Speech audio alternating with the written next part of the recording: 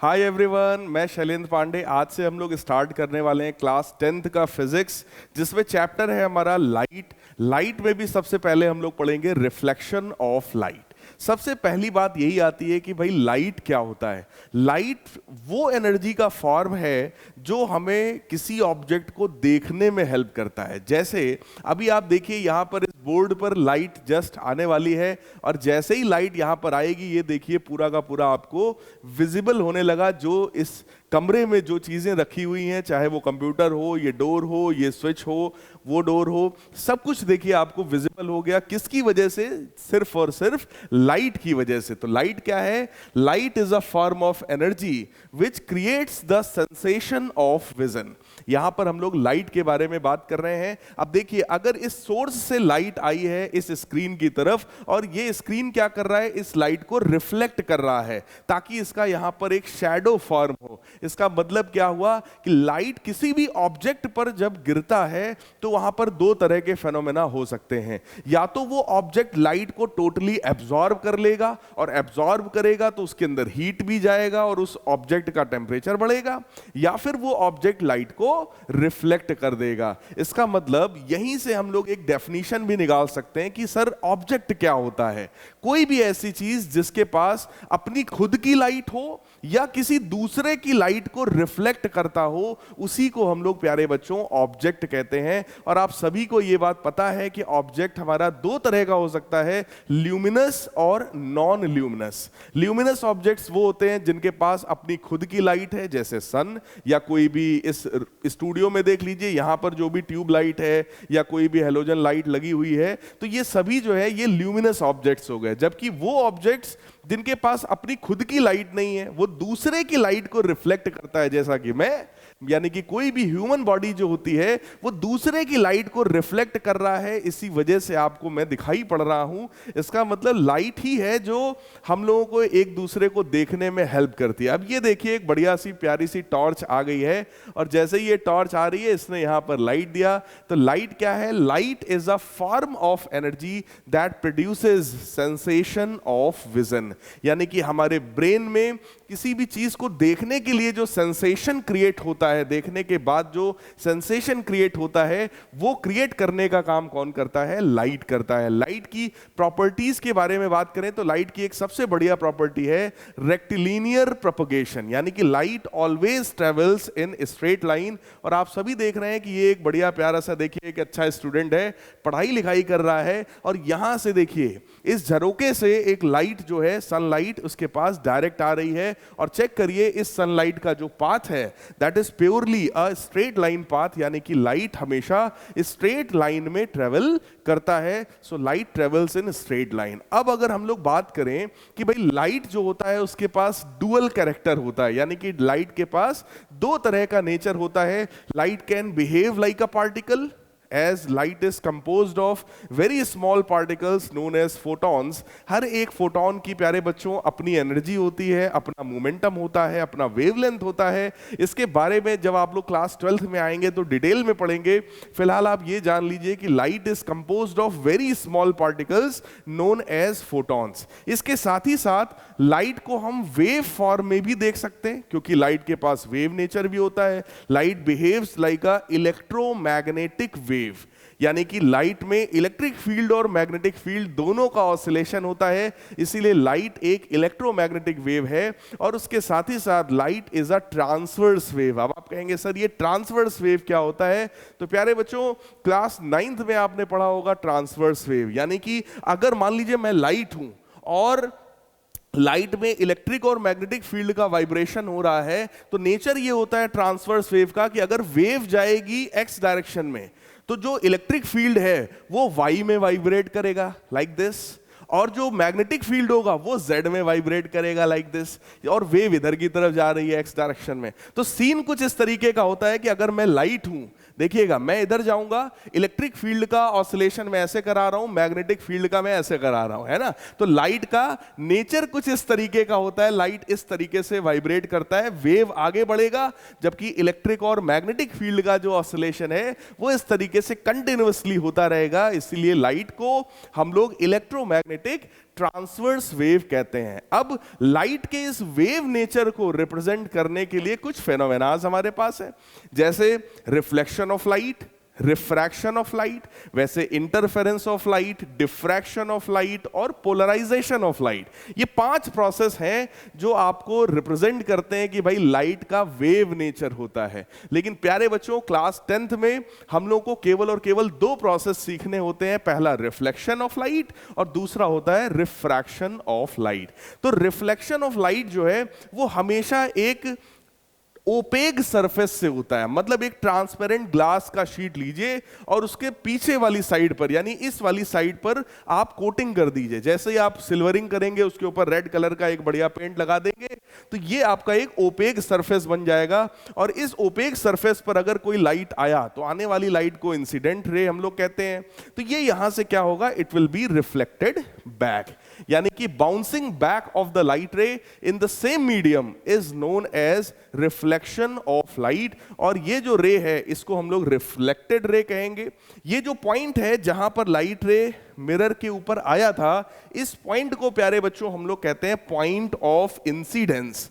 और इस point of incidence से पास होने वाला इस मिरर के परपेंडिकुलर जो ये लाइन है, इस लाइन को प्यारे बच्चों कहा जाता है नॉर्मल। और आप सबको पता है नॉर्मल और इंसिडेंस रे के बीच का ये जो एंगल है इसको बोला जाता है एंगल आई, यानी कि angle of incidence. Similarly normal और रिफ्लेक्टेड रे के बीच का ये जो एंगल है इसको बोलते हैं angle R, which is known as angle of reflection. और सभी को पता है लॉ ऑफ रिफ्लेक्शन क्या है, angle I is equal to angle R. बिल्कुल सही आप एकदम बता रहे हैं, एंगल आई एंगल आर के बराबर होने वाला, ये सभी को रटा होता है, बच्चे तुरंत बोल पड़ते हैं ना।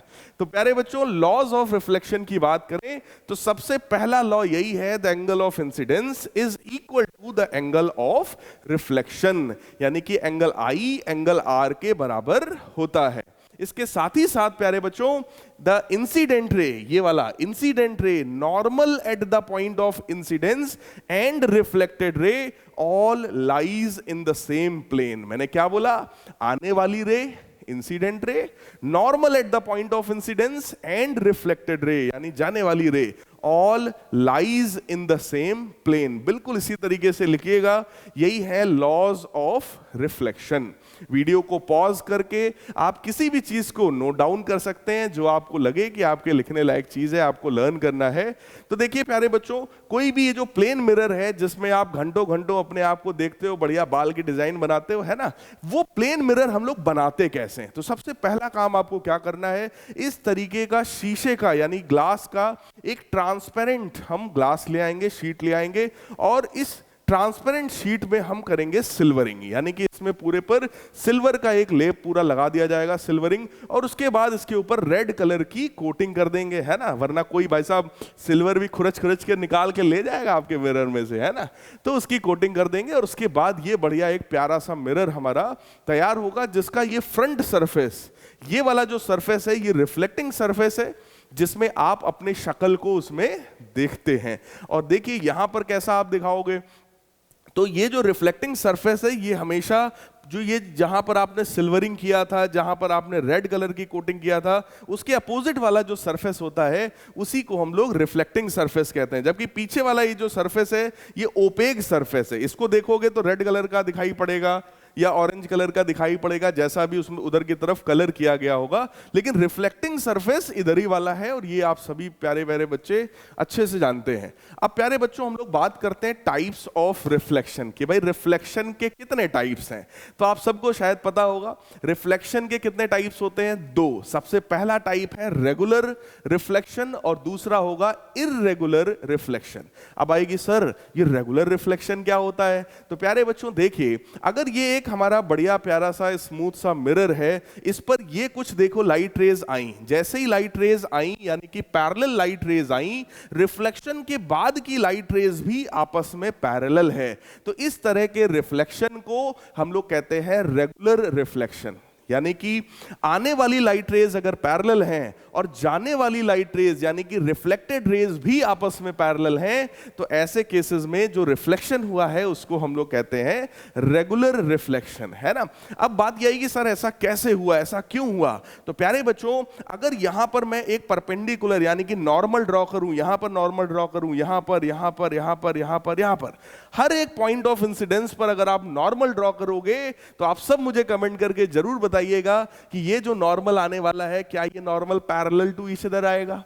अगर ये normal parallel to each other आएगा तो सभी के लिए एंगल आई की वैल्यू सेम हो गई, क्योंकि सारे एंगल ऑफ इंसिडेंस जो हैं वो सब करेस्पॉन्डिंग एंगल हो गए।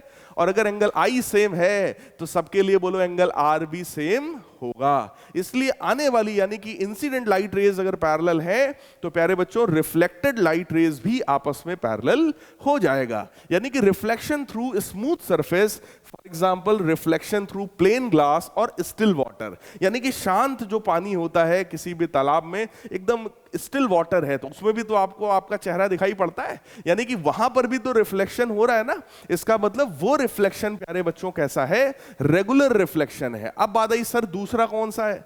तो प्यारे बच्चों दूसरा रिफ्लेक्शन होता है इररेगुलर, या इसी को कहा जाता है डिफ्यूज्ड रिफ्लेक्शन। डिफ्यूज्ड रिफ्लेक्शन का मतलब है ये किसी भी रफ सरफेस से होता है। आप सबको दिख रहा होगा यहां पर देखो प्यारा सा स्मूथ सरफेस था, जबकि ये थोड़ा सा खुरदुरा सरफेस है। अब यहां क्या होगा? आने वाली लाइट रेज तो पैरेलल आ सकती हैं, लेकिन पॉइंट ऑफ इंसिडेंस पर जो आप नॉर्मल ड्रॉ करोगे वो सारे नॉर्मल जो है वो अलग अलग डायरेक्शंस में होंगे। क्यों? क्योंकि ये सरफेस हमारा जो है वो स्मूथ नहीं है। सरफेस स्मूथ नहीं होगा तो सबके लिए जो एंगल आई है वो अलग अलग होगा, और अगर एंगल आई अलग अलग होगा तो एंगल आर भी अलग अलग होगा। अब देखिए आप सब लोग, आने वाली लाइट रेज देखो पैरेलल है, लेकिन रिफ्लेक्टेड लाइट रेज के बारे में आप सब लोग देखिए, धड़ाधड़ ये रिफ्लेक्टेड रेज आई हैं, लेकिन ये सब अपने अपने हिसाब से हैं, यानी कि reflected rays are not parallel to each other. So this type of reflection is known as diffused reflection. अब बात आई कि डिफ्यूज्ड रिफ्लेक्शन जो है इसको हम लोग कैसे लिखेंगे? तो भाई reflection through any rough surface, for example reflection through concrete wall और रनिंग वाटर। अगर पानी फ्लो कर रहा है, नदी का पानी है, रिवर का वाटर है, तो वहां पर जो भी रिफ्लेक्शन होगा दैट विल बी इररेगुलर और we can say diffused reflection. अब बताइए सर ये जो इमेजेस फॉर्म होती हैं किसी भी प्लेन मिरर से, सर उसकी कुछ कैरेक्टरिस्टिक्स बताइए। तो प्यारे बच्चों सबसे बढ़िया सबसे प्यारी सी कैरेक्टरिस्टिक देखिए क्या है कि जितना बड़ा ऑब्जेक्ट है उतनी ही बड़ी इमेज भी फॉर्म होती है। अगर आप किसी भी प्लेन मिरर के सामने खड़े हैं तो इमेजिन करिए मेरे सामने यहां पर एक प्लेन मिरर होता तो मेरी भी एक बढ़िया एकदम इसी तरीके की इमेज फॉर्म यहां पर हो जाती। तो इमेज की प्रॉपर्टी क्या है? The image formed in the plane mirror is erect and of the same size as the object.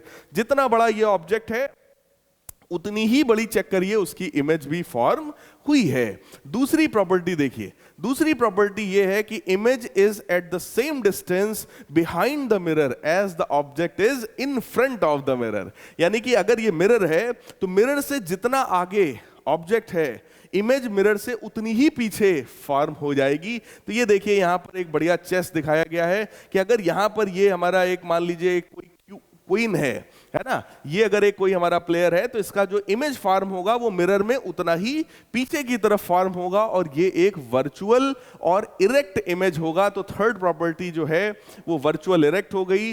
एक और प्रॉपर्टी हमारे पास है कि किसी भी प्लेन मिरर में जो इमेज का फॉर्मेशन होता है वो लेटरली इन्वर्टेड होता है। मतलब मेरा लेफ्ट हैंड, ठीक, जो इमेज होगा उसके राइट हैंड दिखाई पड़ेगा। वही चीज यहां पर है, आप चेक कर लीजिए। ये जो भाई साहब हैं इन्होंने अपना जो है इधर देखो राइट हैंड जो हम लोग को दिखाई पड़ रहा है, ये राइट हैंड इन्होंने उठाया है, लेकिन इमेज में उनका लेफ्ट हैंड उठा हुआ है। इसका मतलब मैं अपना राइट उठाऊंगा तो इमेज का लेफ्ट वाला हैंड उठेगा।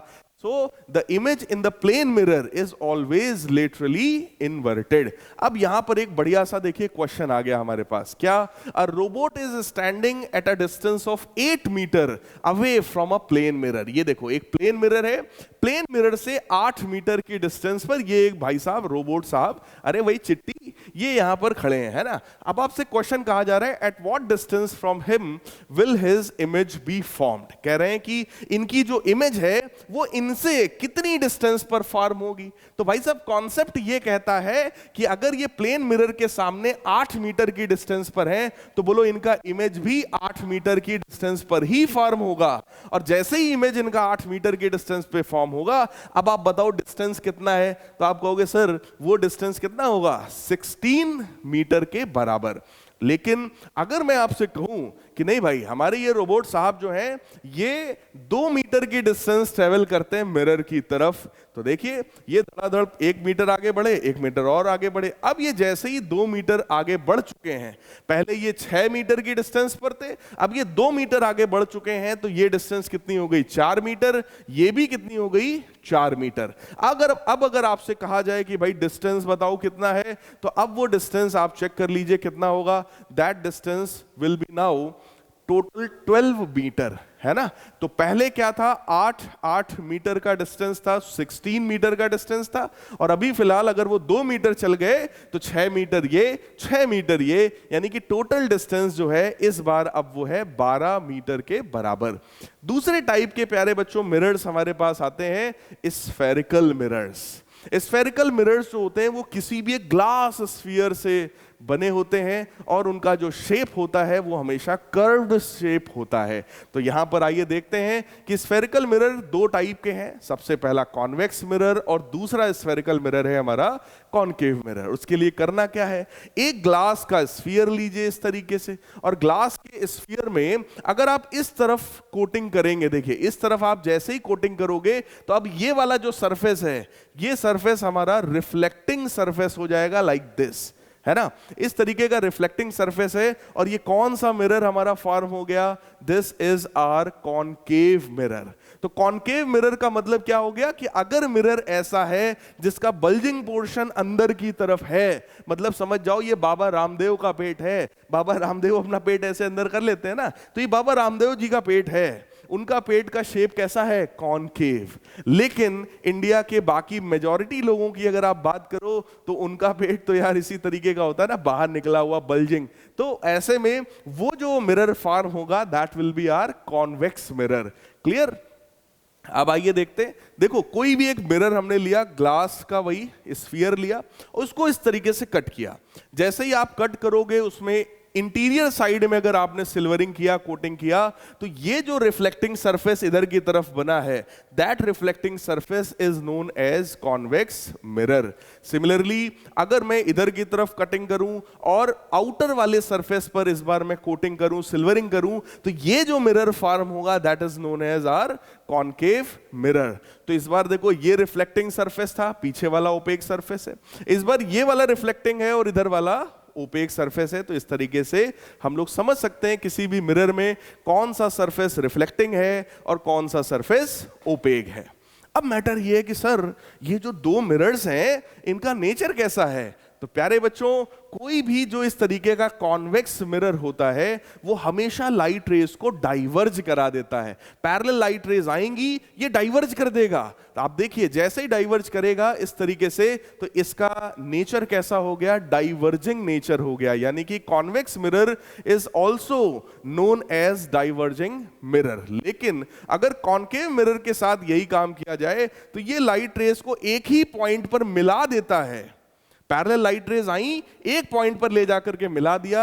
इसलिए इस कॉनकेव मिरर का जो नेचर है प्यारे बच्चों, वो नेचर कैसा है, that is like a converging mirror. तो आपसे कहा जाए कन्वर्जिंग मिरर कौन सा है, तो आप क्या बताओगे, that will be a concave mirror. और डाइवर्जिंग मिरर की बात करें तो that will be a convex mirror. अब आए कुछ कॉमन टर्म्स कि भाई कुछ कॉमन टर्म्स पूछे आते हैं।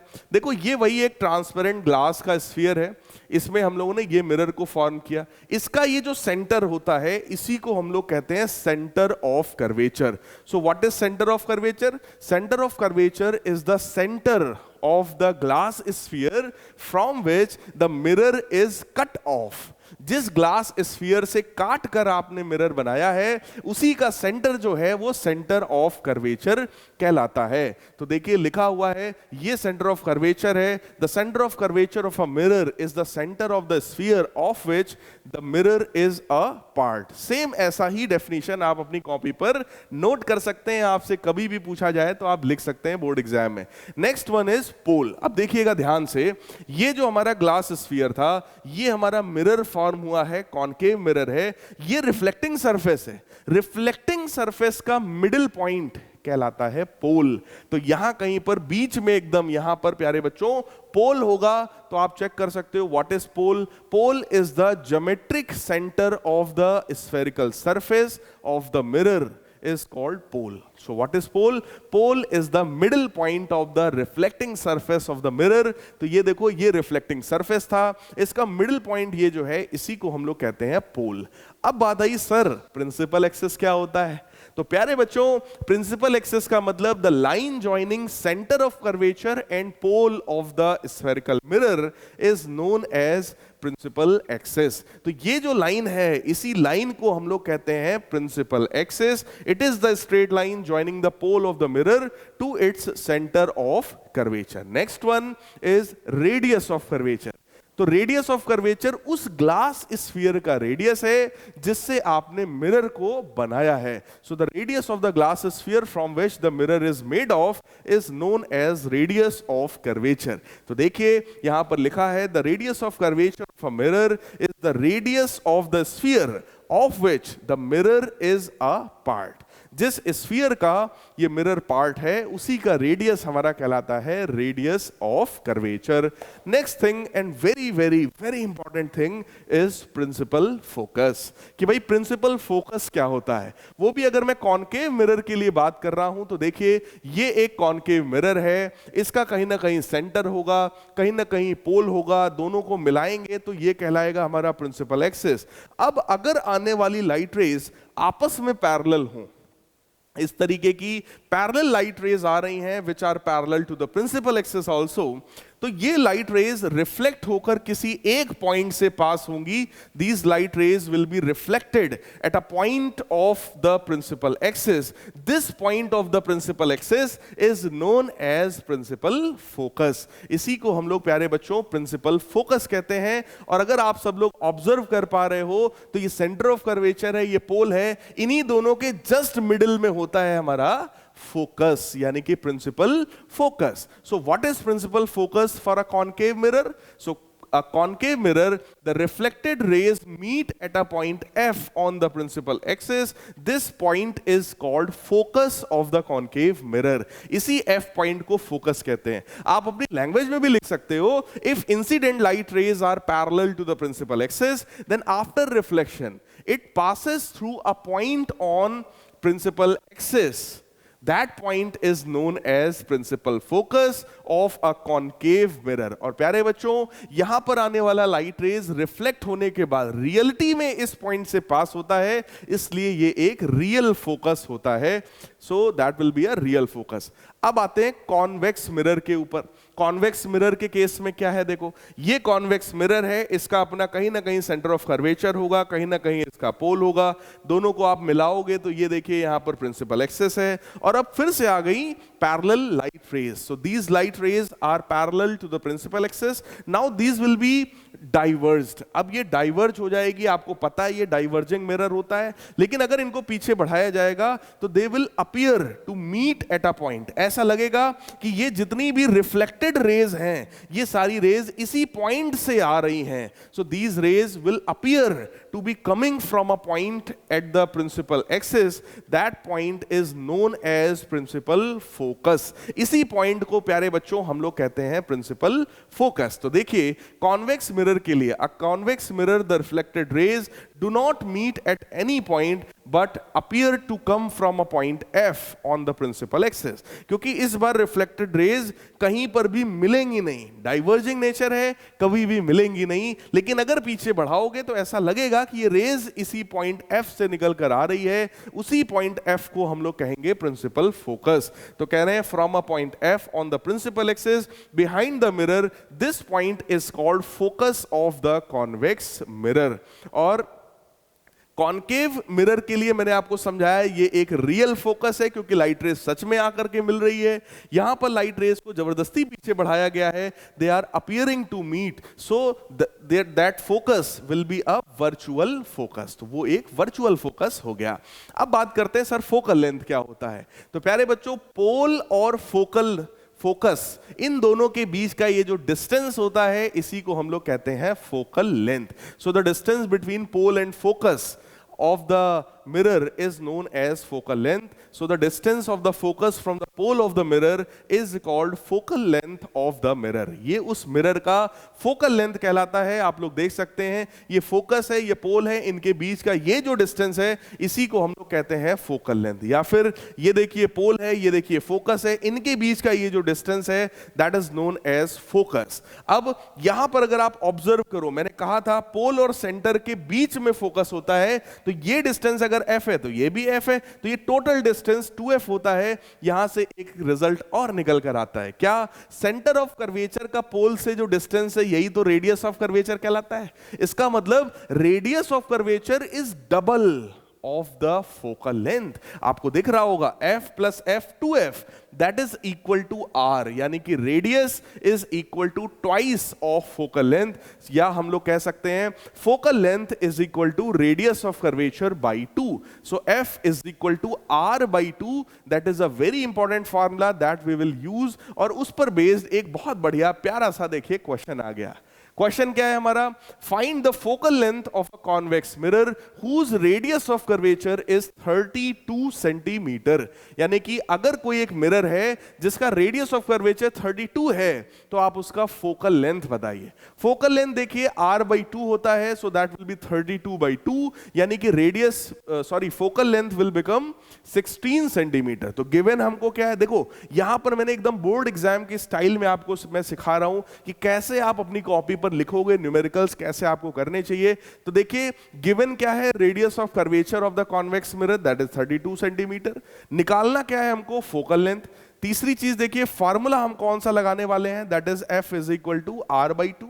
और सोल्यूशन क्या है, तो हमने फार्मूला लगाया, फार्मूला में हमने वैल्यू पुट किया, आंसर आया 16। और फिर हमने फाइनली एक लाइन लिखा कि focal length of the convex mirror is 16 centimetre. इसी तरीके से प्यारे बच्चों आपको भी लिखना चाहिए अगर आप बोर्ड एग्जाम में टॉप करना चाहते हैं। तो मेरा एम है ऑल इंडिया टॉपर क्रिएट करना, ठीक है। अगला क्वेश्चन देखिए, कहा जा रहा है the focal length of the spherical mirror is 20 centimetre, what is the radius of curvature. इस बार फोकल लेंथ हमको गिवन है और हमसे कहा जा रहा है रेडियस ऑफ कर्वेचर बता दीजिए क्या होगा। तो भाई रेडियस ऑफ कर्वेचर जो होता है that is double of focal length. आप क्या करो, आप इसका डबल कर दो, यानी कि आंसर विल बी 40 सेंटीमीटर। तो देखो बिल्कुल सेम स्टाइल में क्या गिवन है, क्या निकालना है, कौन सा फार्मूला हमने यूज किया है और फार्मूले को लगाकर हमने क्या सॉल्यूशन किया है। तो रेडियस की वैल्यू प्यारे बच्चों आ गई 40 सेंटीमीटर और हमने यहां पर आंसर लिखा कि yes sir radius of curvature of the spherical mirror